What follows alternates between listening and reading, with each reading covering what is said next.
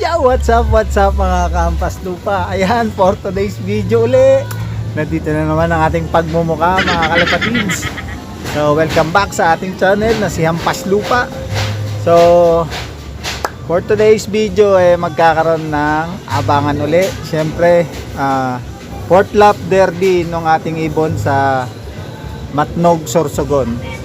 Nirelease nga pala yung ating ibon ng 7:18 AM kaninang umaga sa Matnog, Sorsogon. Nakita ko doon sa video parang doon na siya yata sa may Matnog Port yun, kasi halos gilid na ng dagat yung pinag-releasean ng ating ibon.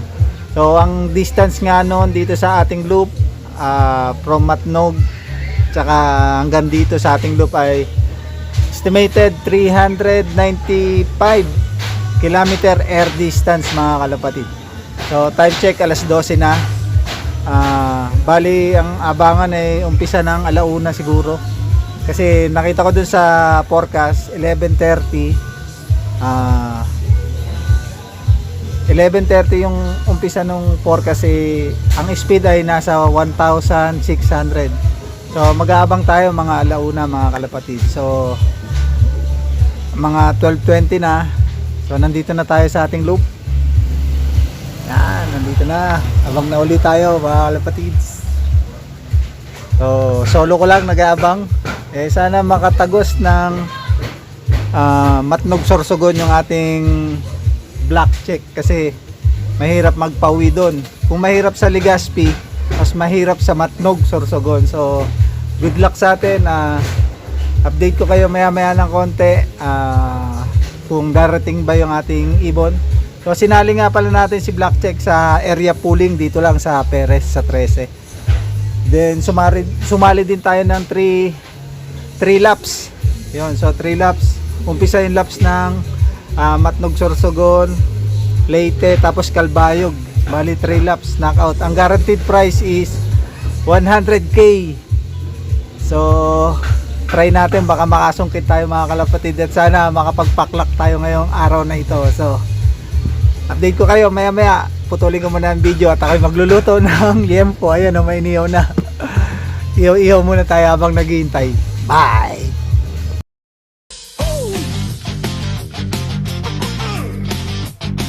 BBC Pangasinan, BBC Tarlac, BBC Nueva Ecija, BBC Pampanga, BBC Bulacan, BBC Rizal, BBC Cavite, BBC Laguna, BBC Manila.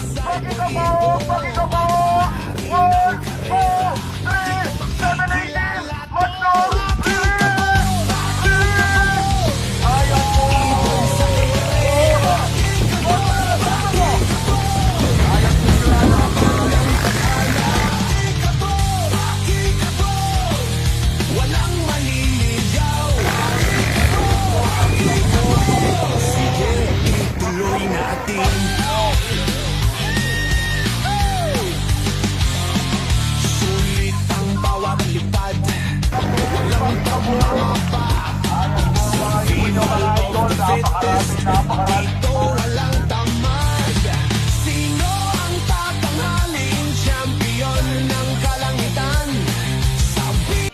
Yo, what's up? Update sa so niload natin sa Matnog, Sorsogon. So hindi tayo mabot sa oras. Kanina pa kami nakatangad ni tatay dito. 5:20 na ngayon lang dumating yung ibon. Ayun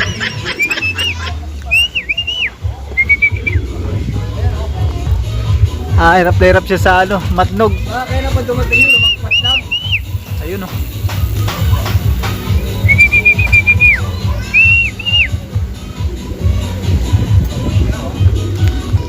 So papasokay ko muna mga kalapatids. Ayun, labo ng camera natin. So parang hapong-hapo yata. Titingnan natin kung isasakay pa natin siya sa may Leyte. Pero ikaklak pa rin natin. Tingnan natin kung anong speed niya. So ito na nga mga kalapatids, yung ating Black Velvet. Ayan, hindi siya umabot. Ang clock niya ang speed niya ay 650. So hindi natin alam kung itutuloy pa natin to. Paki-comment na lang mga kalapatid sa mga veterano dyan na nag-iibon. kung ganun yung performance, dapat pa bang i-load natin to si Black Velvet? Paki-advise naman ako mga kalapatids. Ayan. So bali dalawa na nga, pangalawang matnog niya na yun, matnog Sorsogon ng last SDR. Nung nakaraan nag-overlap siya doon sa may Las Piñas.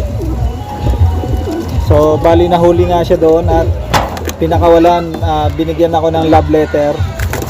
May dala-dala pala siyang love letter, ayun. So advice niya ako kung itutuloy pa natin sa tawid dagat itong ating ibon. May 2 laps pa kasi natitira, yung Leyte tsaka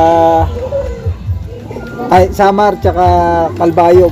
So ano bang maganda mga kalapatid? So advice niyo ako kung anong dapat kong gawin. Ariko. So hanggang dito na lang mga kalapatids. Update ko kayo uli kung anong decision natin dun sa magiging loading ngayong, tingin ko Webes kasi tawid dagat na eh. So hanggang dito na lang. God bless and happy flying everyone. Bye!